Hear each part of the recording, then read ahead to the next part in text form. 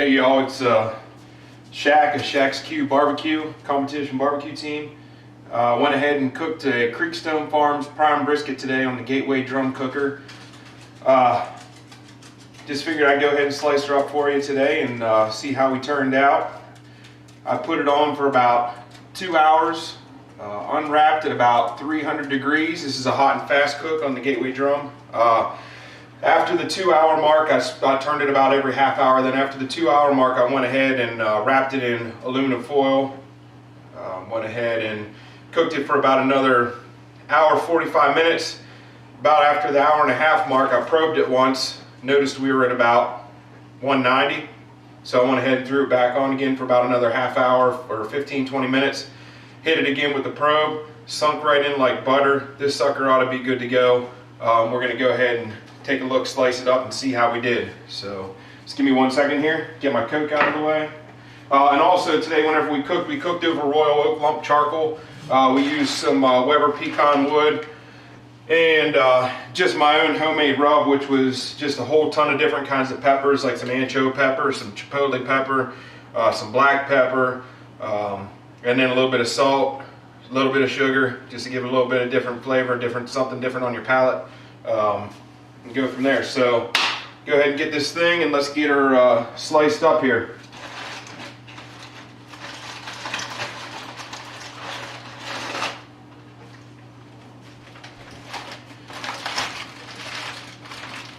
Alright, this is what we're working with here, and that looks just beautiful from a color perspective.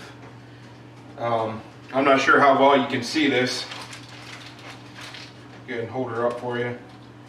It's a really pretty brisket. Whenever I put her on, it was about 16 pounds.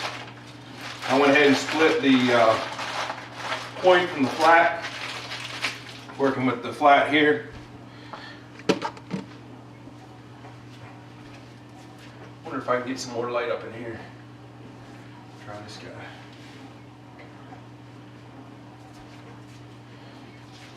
Alright. Let's go ahead and take a look at this guy.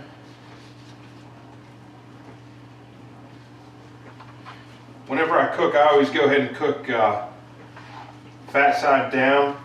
I like that fat to be between the heat source. Wow, that is juicy. Between the heat source and the meat itself. I also am a firm believer that fat's not going to render out into the meat. There's a lot of scientific stuff on that.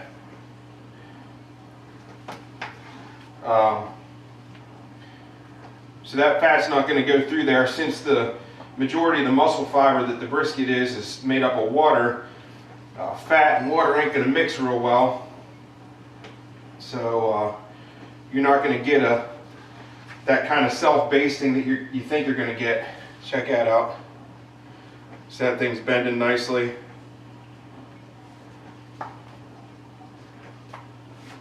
I'll give you a look here, closer look here shortly.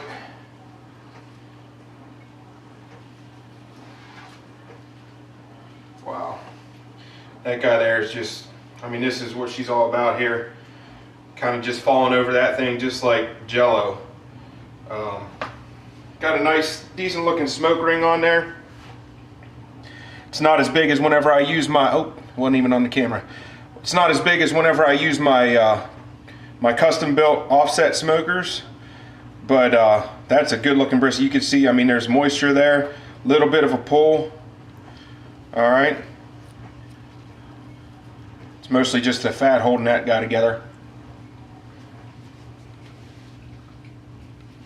Get through this guy a little bit more here.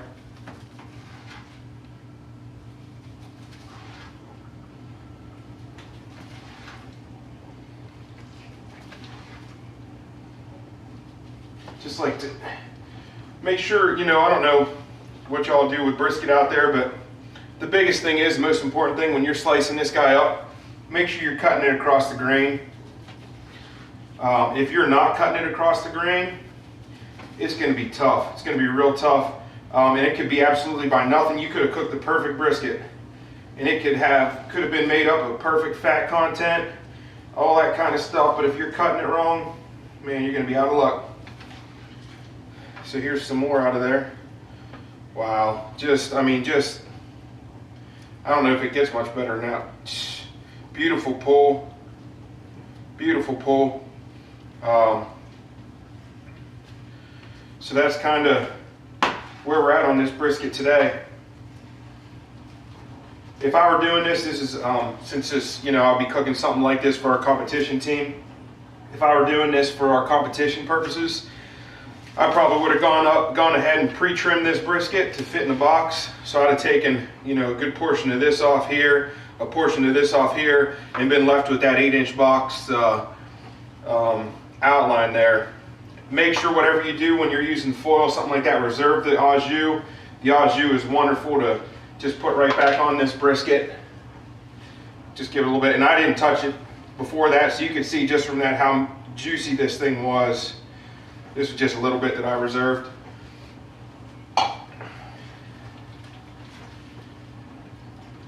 Get one of these pieces out of here. Unbelievable.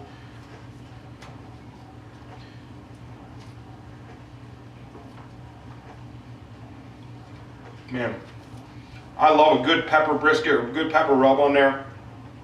Gives that brisket a great flavor. Salt and pepper on the brisket. Black pepper is great. I love to mix in the ancho powder though, and the chipotle pepper, stuff like that, just to give it a little bit more depth of flavor.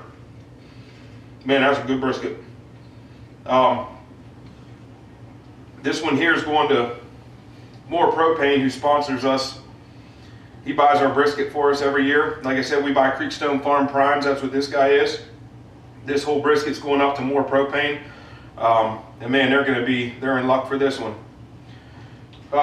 Once again, we're Shaq's Q. You can find us on Facebook. You can find us on the internet, shaqsq.com. But man, just love spending that time outdoors, love spending that time in front of that cooker. And I tell you what, if you're not practicing, you're not learning. I mean, because there's a lot, and over the 10, 15 years I've been doing this kind of stuff, man, you pick up a lot every single time you go out there. Eventually, when you're cooking, you're gonna get some brisket that looks like this guy, you know, just melting over your hand. And that's what you're looking for right there. That is a beautifully cooked piece of brisket. So, hey, hope you all enjoyed. I just figured I'd do something a little bit different today. I usually show a bunch of pictures online. So, you know, have a great day, y'all, and be talking to you.